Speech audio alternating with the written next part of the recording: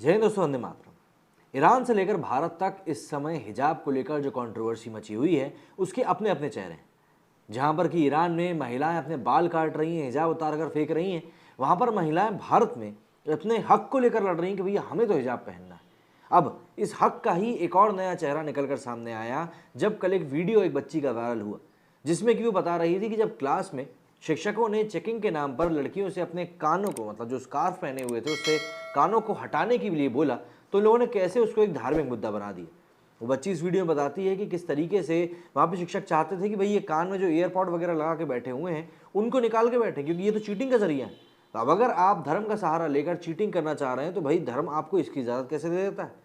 जरा जान लेते हैं क्या कुछ कहा उस बच्ची ने और उसके बाद देखेंगे कि पब्लिक का उसके लेकर क्या रिएक्शन सामने आ रहा है, क्योंकि वाकई में इस समय देश में एक बड़ा और गंभीर मुद्दा बनता जा रहा है। बिहार के मुजफ्फरपुर स्थित महंत दर्शन दास महिला कॉलेज में रविवार 16 अक्टूबर 2022 को हिजाब को लेकर बवाल हुआ। यहां कुछ छात्राओं ने कॉलेज के शिक्षक पर हिजाब निकालने के लिए कहने और आपत्तिजनक टिप्पणी करने का आरोप लगाया। हालांकि अब इस मामले में कॉलेज की ही एक छात्रा ने कहा है कि शिक्षक ने ऐसा कुछ भी नहीं कहा है। इस मामले को जबरदस्ती मजहब से जोड़ा जा रहा है। सोशल मीडिया पर वायरल हो रहे एक वीडियो में कॉलेज की एक छात्रा ने कहा कि वो उसी क्लासरूम में थी जहां पर छात्राओं ने हिजाब को लेकर बवाल किया। छात्रा ने कहा कि लोग ईयरपॉड्स, मतलब कि ब्लूटूथ लगाकर चीटिंग करते हैं, इसलिए कॉलेज के शिक्षकों ने हिजाब लगाई हुई छात्राओं को सिर्फ कान खुले रखने के लिए कहा था। इसके बाद उन छात्राओं ने अपने मजहब का हवाला देते हुए बवाल करना शुरू कर दिया। इसके साथ ही छात्रा ने हिजाब पर सवाल उठाते हुए कहा कि परीक्षा के समय तो इन लोगों को अचानक से अपना मजहब याद आ जाता है, लेकिन जब यही लोग किसी फंक्शन में जाती हैं तो उस वक्त उनका दुपट्टा, मतलब कि हिजाब, कहाँ चला जाता है। इस वजह से ही सवाल इन लोगों पर कम और इनके धर्म पर अधिक उठाया जाता है। बता दें कि मुजफ्फरनगर के महंत दर्शन दास महिला कॉलेज की छात्राओं की परीक्षा चल रही थी। इस दौरान कुछ छात्राएं हिजाब पहनकर बैठी हुई थी। एक शिक्षक को छात्राओं के ब्लूटूथ लगाए होने का शक हुआ और उन्होंने छात्राओं से कान दिखाने के लिए कहा। इस पर छात्राएं भड़क गईं और कॉलेज में ही बवाल करने लगी। छात्राओं ने आरोप लगाया कि परीक्षा के दौरान शिक्षक शशिभूषण ने छात्राओं से पहले तो हिजाब निकालने के लिए कहा। आरोप था कि इसके बाद उन्होंने आपत्तिजनक टिप्पणी करते हुए देशद्रोही का। छात्राओं ने आरोप लगाया कि शिक्षक ने उनसे कहा कि रहते यहाँ के हो और गाते वहाँ की, पाकिस्तान ही चले जाओ। अब इस मामले में कॉलेज की प्रिंसिपल डॉक्टर कनुप्रिया का कहना है कि छात्राओं की ये हरकत यहाँ का माहौल बिगाड़ने की साजिश है। इस कॉलेज का इतिहास काफ़ी पुराना है। ये छात्राएं इंटर की हैं। सभी लोगों को मोबाइल हटाने और ब्लूटूथ हटाने के लिए कहा गया था, लेकिन इन लोगों ने इसे एक अलग ही मामला बना दिया और इसे मजहब से जोड़कर पूरा बवाल कर दिया। उन्होंने ये भी कहा कि ये बेहद ही शर्मनाक बात है। इन छात्राओं की अटेंडेंस भी 75% से कम है और अब तो शिक्षा मंत्री और यूनिवर्सिटी का भी निर्देश है कि कम अटेंडेंस परसेंट वाली छात्राओं को फाइनल एग्जाम में बैठने नहीं दिया जाए। उन्होंने आरोप लगाया कि ये लोग बेवजह का दबाव बना रहे हैं ताकि कॉलेज प्रशासन इनके सामने झुक जाए। साथ ही कहा कि हिजाब की कोई बात ही नहीं थी। ये जो शिक्षक पर आरोप लगा रहे हैं उन्होंने देशद्रोही और पाकिस्तान जाने जैसी कोई बात ही नहीं कही। ये लोग मनगढ़ंत बातें बनाकर बेवजह मामले को तुल बना रहे हैं। तो ऑब्वियसली बात है, यहाँ पर काफ़ी सारी चीज़ें साफ हैं। और अभी जब हम लोग रिएक्शन देखेंगे तब आपको एक और चौंकाने वाली बात पता चलेगी कि जिस बच्ची ने इस पूरी बात का खुलासा किया है, जिस बच्ची ने ये सब चीज़ें बताई हैं कि किस तरीके से सब चीज़ें घटित हुई हैं, वो खुद कौन थी।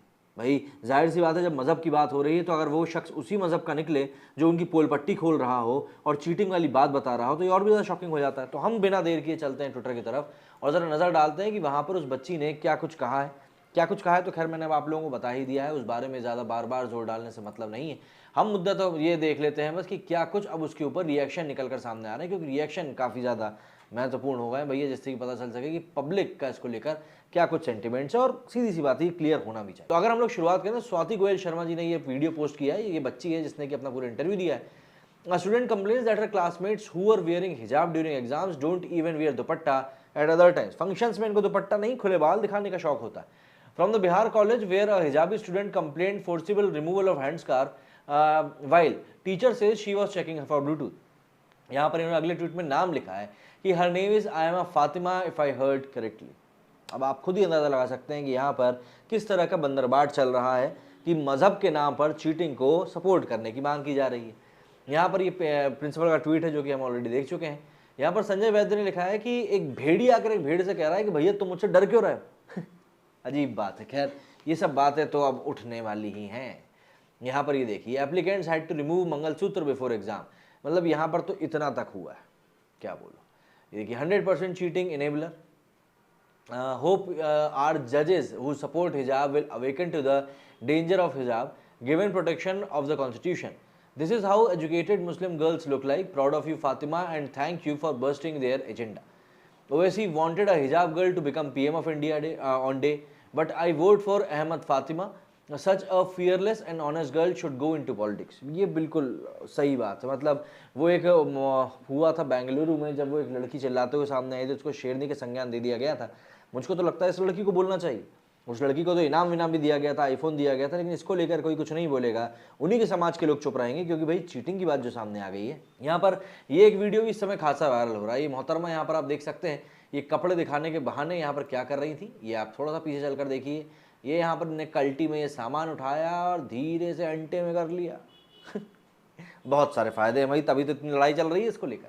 खैर, what if a criminal posing as a Muslim woman comes out wearing this dress, hiding a weapon inside the hijab and takes it out and attacks people around and escapes? No, ये टिप्पणी नहीं करनी मुझे। ऐसे सिंह लिखते हैं, those students are expecting lakhs from the people who back the movement and get into the limelight. You will soon see that they will get support from Rabah, Saima, Saba, Burqa, Arfa, Rajdeep will be on prime TV debates. What is happening is pathetic. Bluetooth की बात कोई नहीं करेगा।